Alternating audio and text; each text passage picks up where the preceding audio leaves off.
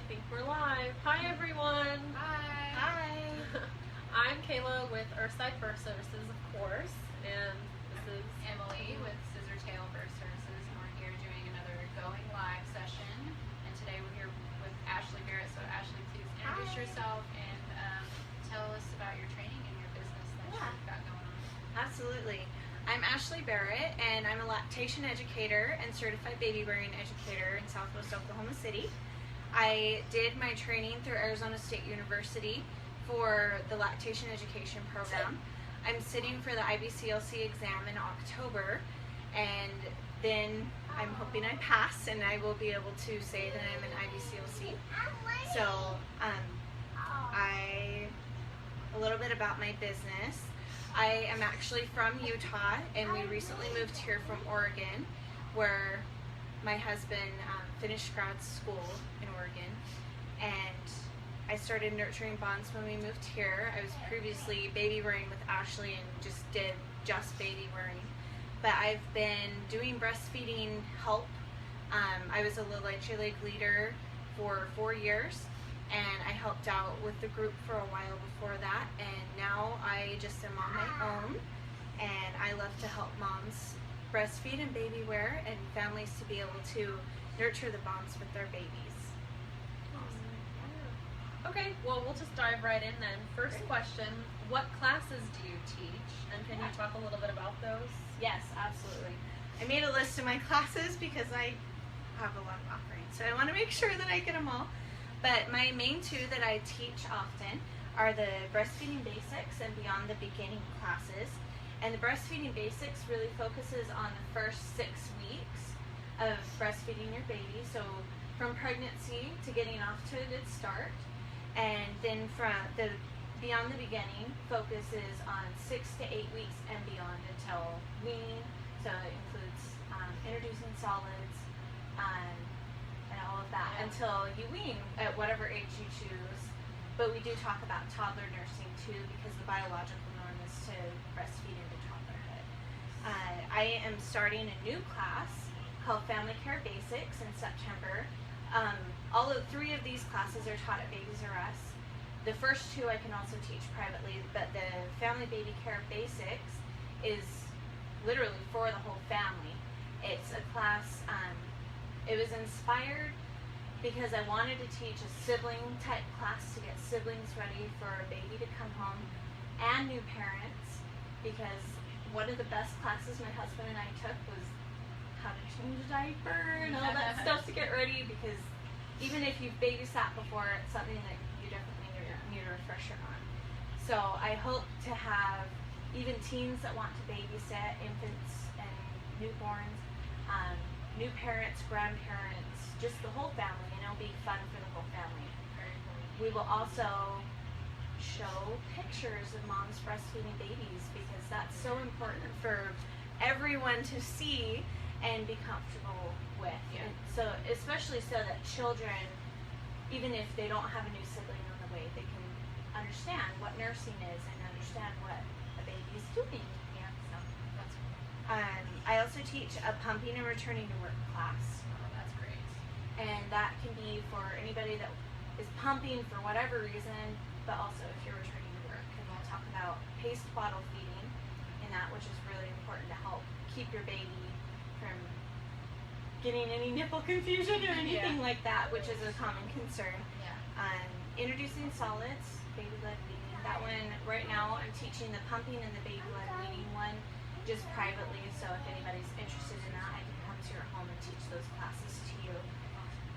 I can also teach a toddler nursing class, breastfeeding and baby wearing, and then various baby wearing ones like basics and about different types of carriers. I kind of do more consultations at this point with those, but I do have people that are interested in taking just a baby wearing basics class and like an introduction to wrapping and things like that. It can be very overwhelming when you first start out with that. And not really a class, but kind of. I'm starting to offer pump checkups, and those will be 15-minute sessions for $20 that I will check the suction of your pump and help you learn how to clean your pump, and it's a good refresher even if you've used a pump before. How to clean your pieces, what pieces pieces need to be replaced and how often, and just some little tips like that. So, Yeah, that's awesome. That's a lot. yes. I would need a note Yes. card too. Yeah. Yeah. Oh my goodness. I like to have a lot of options for families. There's a lot of options. It's wonderful. Yep. Yeah. So my husband and I actually had you come and teach the breastfeeding basics Yeah. class here in our home, which was awesome. I had nursed my daughter, but of course, you forget things and you need a good refresher, Yeah. so it was really great. But you talked with us about the golden hour. Yes. Do you want to talk about, kind of tell them how important is Yes. the golden hour? So the golden hour is the very first hour that your baby is born, and I wrote a really great blog post about that you can read if you go to nurturingbonds.wordpress.com and you click on About Me. There's a breastfeeding resources. That's the easiest way to find it, and you can see like a picture that talks about the first hour. We'll link it. Yes, Yeah, as well. absolutely. That first hour is so important. There's a lot of research now that first hour, not only should you be letting your baby be able to self-latch if possible, but you should also be hand expressing in the first hour. I went to a conference session and I had the opportunity to hear again in a live conference session that Dr. Jane Morton from Stanford, who's done the great hand expression videos that you may have seen on stanford.edu.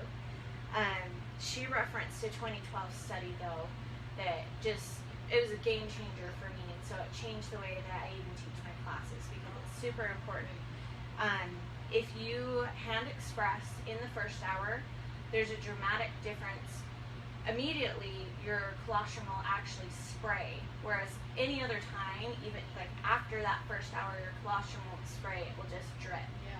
But in the first hour, your colostrum will spray, and if you hand express in that first hour, there's a substantial difference. It was like at least fourfold. It was Wow. huge difference Yeah. in milk in the first week, in the first 3 weeks, and in the first 6 weeks.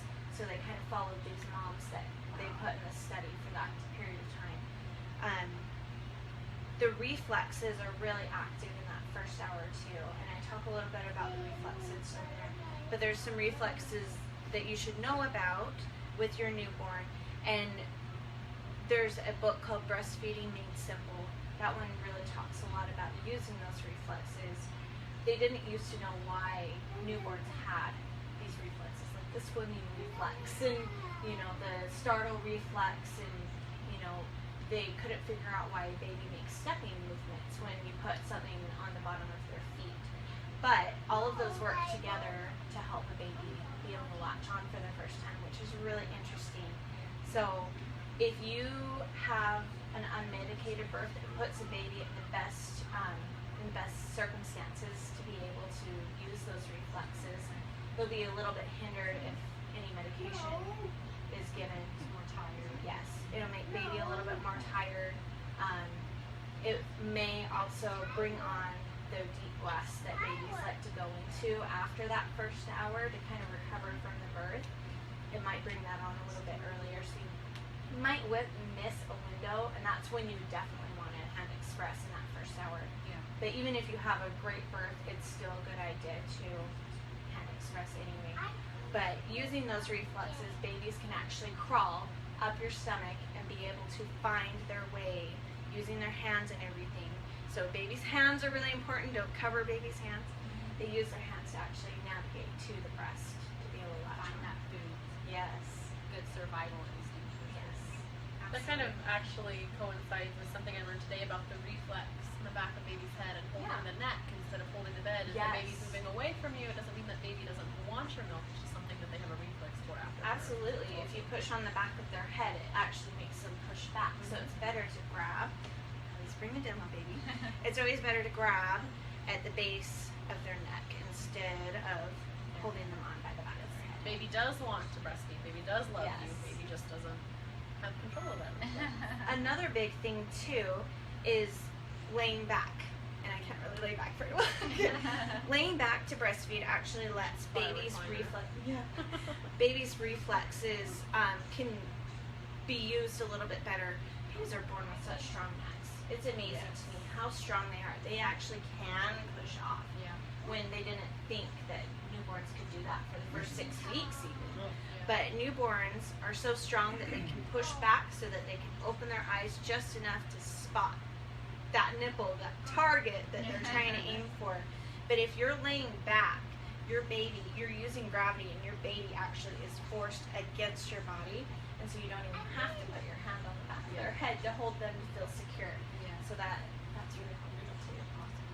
So going into another question we had, and this is something I feel like we're seeing a lot more in our community: tongue and lip ties. Yes. Who can assess them, and why is it important to find them and assess them, and have them assessed by a professional? Yeah. They are really important. If your baby is having issues breastfeeding, if you're having pain, if your baby is clicking while nursing, kind of like when your tongue's clicking, if it sounds like that, if your baby isn't gaining weight appropriately, the timeline that they say is 10 days, your baby should be back to birth weight. If the baby's not back to birth weight by 10 days, you really should go in and be assessed, just in case. It's by no means, that might not be the problem, but it's still a good idea.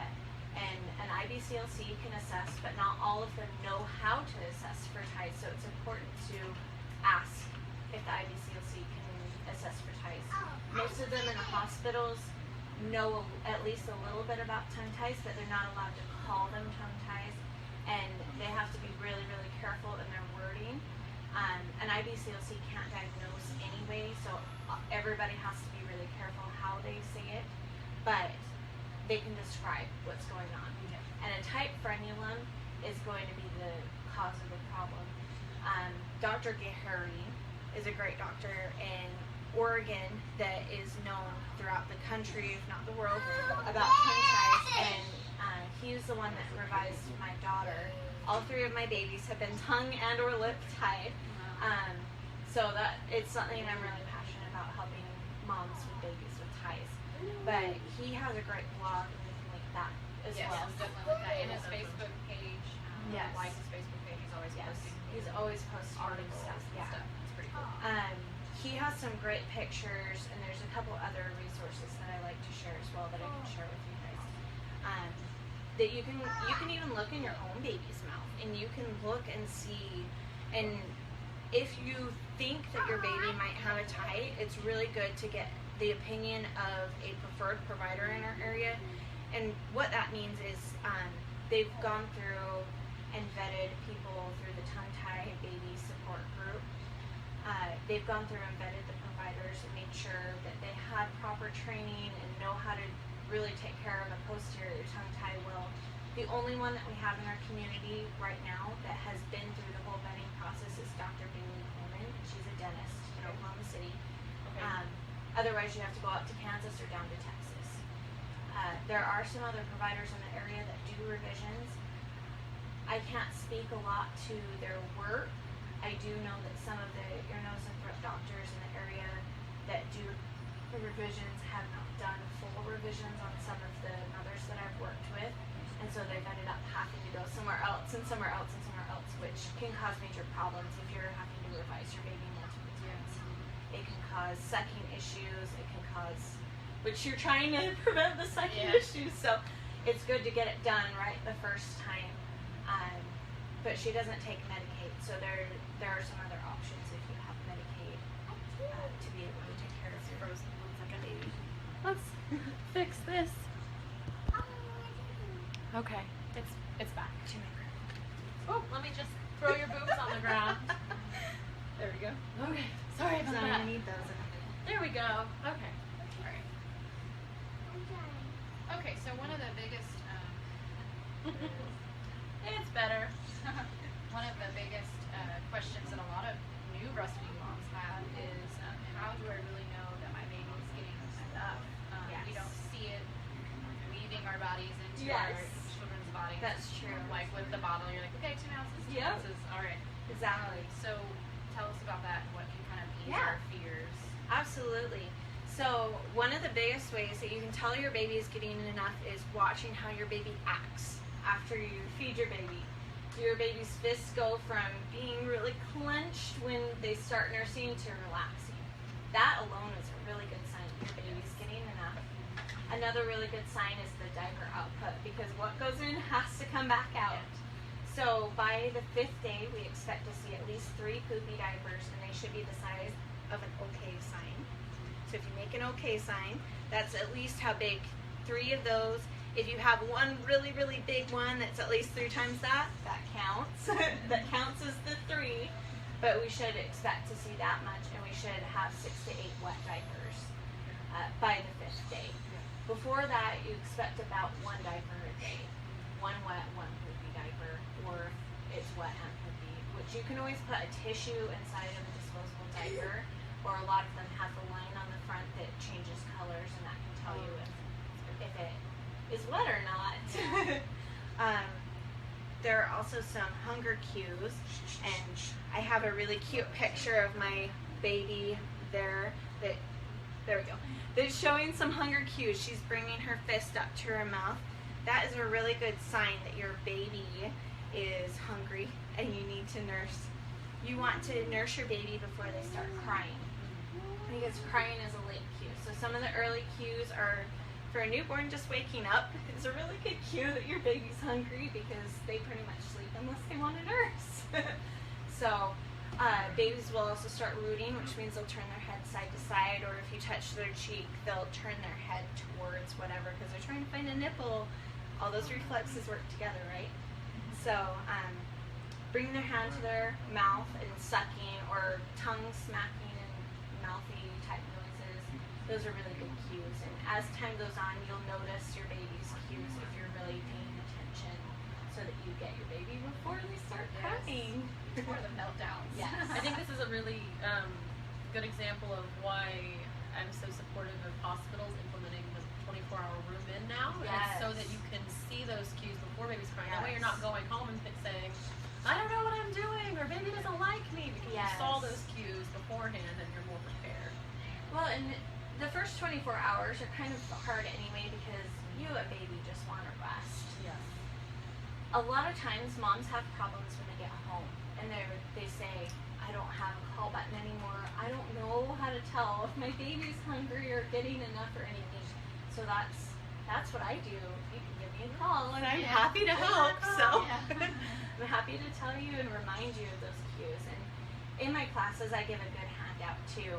And the back page of that handout, this is a quick reminder of the first 24 hours and what you're looking for hunger cues too.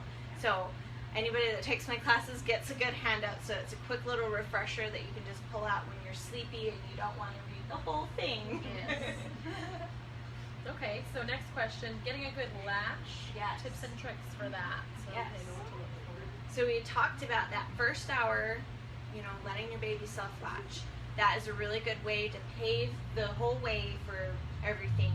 If that doesn't work out, it's not too late. There's not anything wrong with that. Or if your baby has issues latching on, we can definitely help with that. Something that you're looking for is you being comfortable. It is not okay for breastfeeding to hurt. If it feels a little bit tender until you feel a letdown, or for the first few seconds, it's okay when your breasts are getting used to having that friction.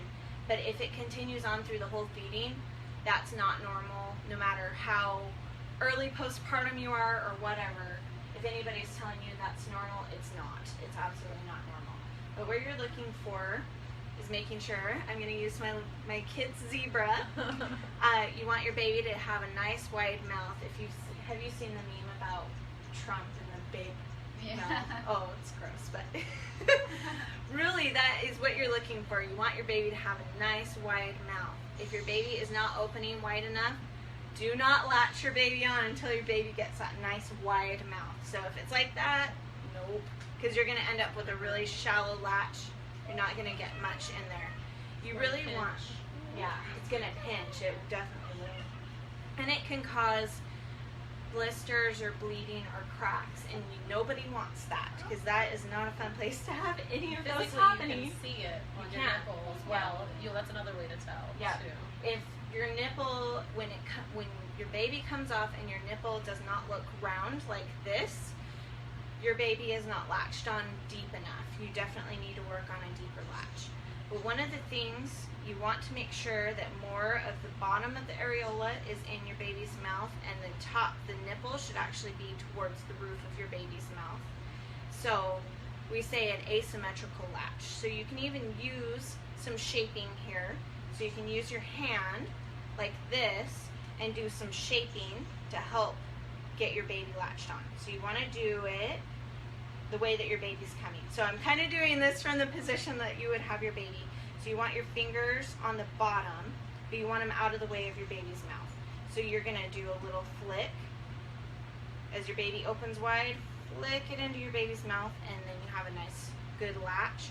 And it really should be, his mouth's a little bit big, but it's okay to see some of the top of the areola. That's fine, but you definitely want as much of the bottom in as possible. So, Perfect. I like the talking about how we eat sandwiches. yes, You're gonna put definitely. the sandwich So, on the top of your mouth yep. first. You're gonna put it on Yep, the bottom. you're gonna put. Yep, so you're gonna Bottom flick it lip. from the bottom to the top. And really, I mean, if you pay attention to how you, if you're not thinking about it, and you pay attention to how you How we eat a sandwich, Yeah. you really do kind of go, ah. Yeah. So, Top over. yes. Yeah. Yep.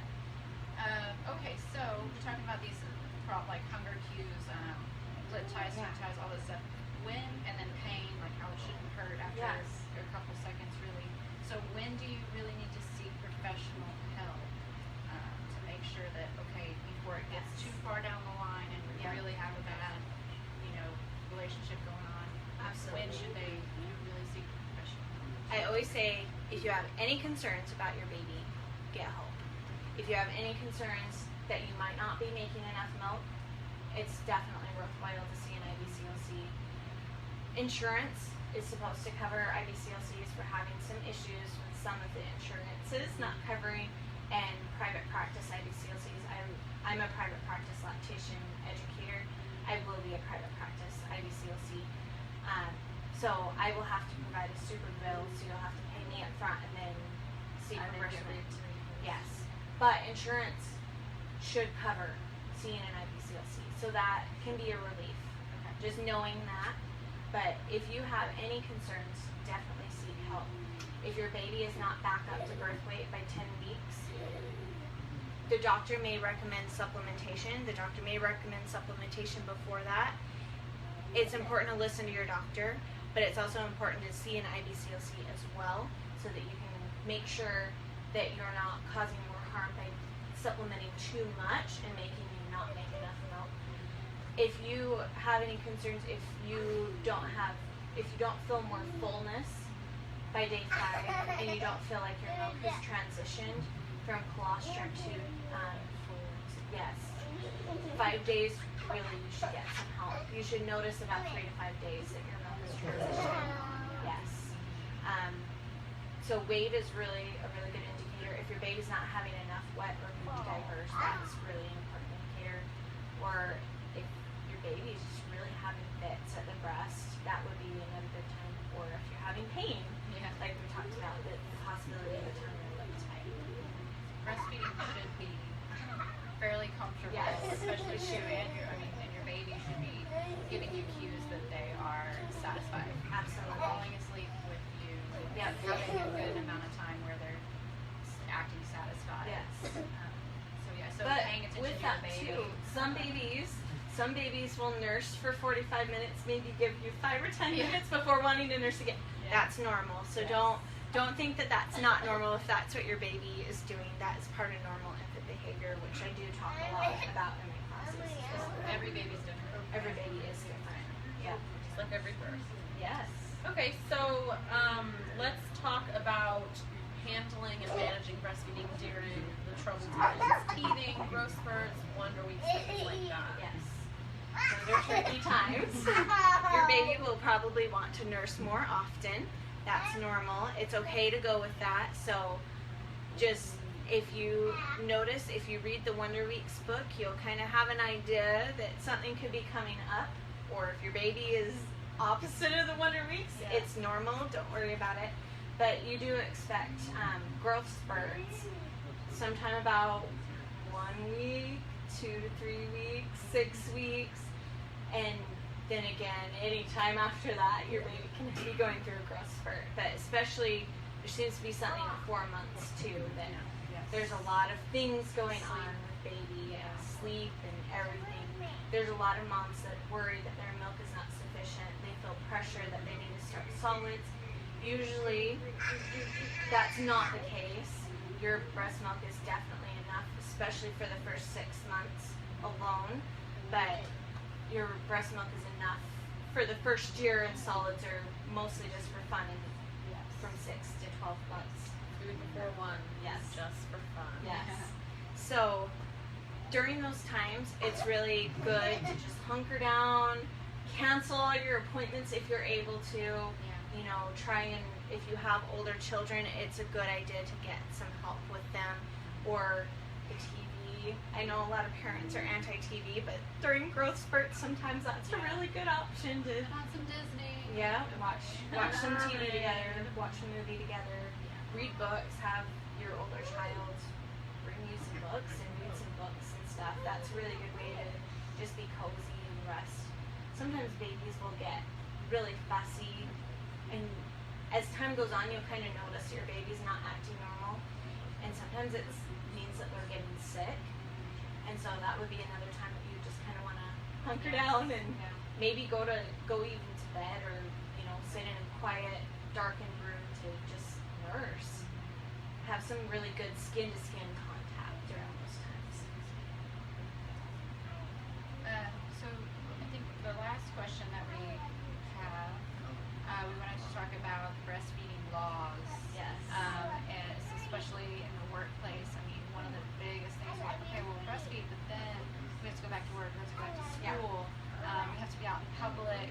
Yes. And there's no right or wrong when it comes to that. I mean, if you cover, if it's makes you comfortable, you don't want to cover. I mean, So what are the laws that are protecting us when we are in public, at work, and at school? Yeah, absolutely. I'm glad you mentioned that one. There are these cards, and if you don't have one, you can let me know. I have lots of these cards, and Kayla also has lots of these cards. Yep. You They can email us or just comment and let us know, and we'll send you some. Yes. These define the laws, and I'll just read it. The National Law of 2010 is part of the Patient Protection and Affordable Care Act. Employers shall provide reasonable break time and private place for an employee to express breast milk for her nursing child for 1 year. And I know that there are some stipulations on the amount of employees and stuff, but if you talk to your employer, they should be accommodating.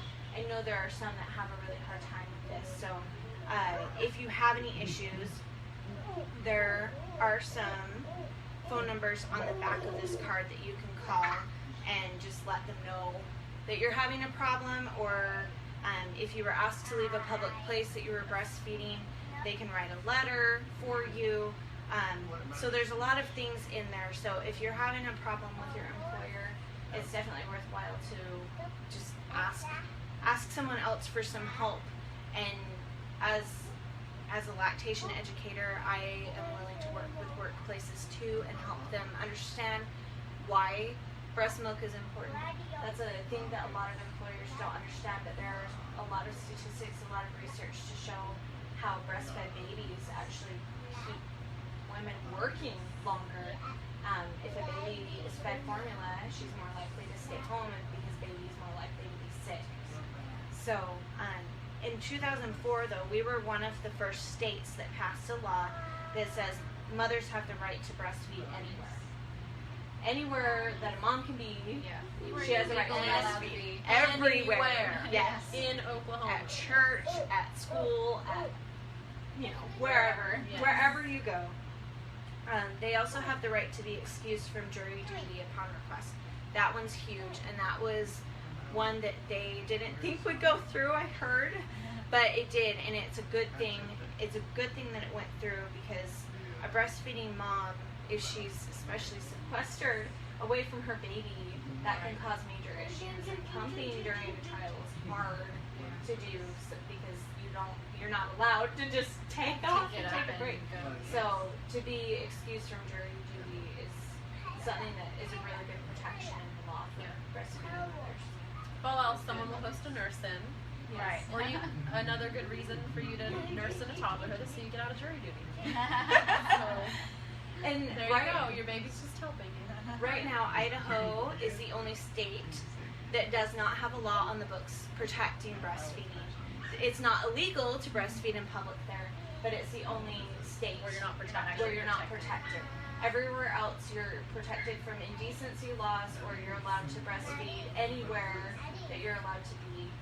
There's protections for mothers for everywhere you go. And those numbers you can contact as well Yes. if you have an issue with the business Yes. or anything. Let them know. Absolutely. Don't ever feel bullied. Breastfeeding is a wonderful, beautiful Yes. thing, and no matter what that looks to you, how long that is, you do you. With a cover, or without a cover, doesn't whatever matter. is comfortable. Do whatever Double you're comfortable shirts. with. Yeah, I've double done it shirts are all. awesome. Yes. Done it all. Yes. And getting on Facebook is such a wonderful thing. You can get on a bunch of different mom groups and ask questions, because we've all Yes. done everything and tried everything, and so In fact, starting in August, yes, I am going to be offering a breastfeeding support group at Babies R Us. It's called the Nurturing Bonds Breastfeeding Circle, or NBBC for short, because that's kind of a lot. It's a mother-to-mother support group, but you can feel confident that you're getting good information when you go there. I offer evidence-based information, so I'm not just going to tell you I think, or. But the wonderful thing about mother-to-mother support groups is you'll hear stories from other mothers. You'll hear about other mothers that have gone through these teething times and baby being sick and other things like that. So that's really helpful. And there's also a learning library of books that are related to breastfeeding and parenting. So that will be available if you've attended one meeting. That's free to use. So that will be a great resource for that's a great resource. Yes. Also, before I forget, all else, seeing a lactation consultant is important if you're having issues, babies favoring one side, or if babies, sometimes it can be as simple as having an issue with their neck and they need to be adjusted. So going to the chiropractor, we briefly touched on that in our first video, going to the chiropractor can help with breastfeeding as well. Yes. So bringing them back in, Yes. And And that's something that I have been really focusing my studying on since I had 3 babies that were very, very difficult to breastfeed. All of them had varying issues, and I just wrote a blog post last week about. I just wrote a blog post last week about that, and I just was, when I was reading in the book Supporting Sucking Skills, which is a book for IBCLCs, anyone working in lactation, as well as doctors, anybody that works with infants really should read that book if they're working at all with a breastfeeding mother. There's a lot of information in there about how if any of the cranial bones are even slightly out, it affects the cranial nerves, which will affect sucking. And so whenever any of that is just a little bit out of whack, it can cause major issues with breastfeeding. looks like Josiah chimed in at exactly the perfect time that we were semi-promoting her business. Yes. And promoting chiropractic care. So, all right. Thank you so much for coming. Yeah, you. We want to finish out, as always, with any questions you may have and to discuss events going on this week coming up. I'll go ahead and with the events and we'll see if any questions come up. Sunday, Ashley will be on News 9, 7:15 in the morning. She'll be talking about the World Breastfeeding Week celebration that's coming up. Do you want to touch on that Sure, a little bit? definitely can. On August 6th, I will be at Babies R Us, and Babies R Us and I are co-hosting the Babies Are Born to Be Breastfed World Breastfeeding Week celebration. And around the whole entire world, everybody is celebrating Breastfeeding Week, which is always August 1st through August 7th. So since the 6th falls on Saturday, there will be a lot of events happening around the world on that day. And there will be prizes and giveaways. That's when the first meeting of the mother-to-mother support group will be. That will be at noon. The event starts at 11 and goes until 2. I'll be offering pump checkups, the 15 minutes for $20. I have an event link, so you will share that.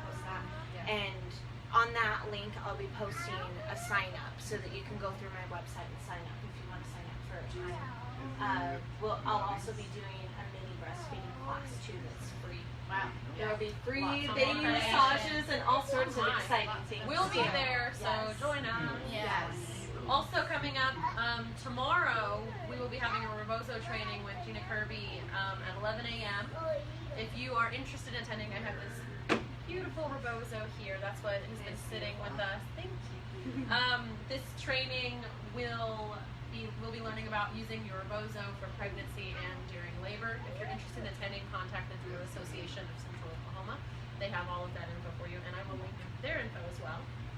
And then July 26th, we've already talked about it, but we'll bring it up again because we introduced it early. Hackney Chiropractic. Hey guys.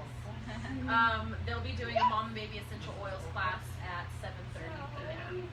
Again, if you have any events, make sure to contact us. I Let us have a know. class on Tuesday. All right. Okay. We'll The just throw Beyond her the name. Beginning She's class got is one on going Tuesday. Yes.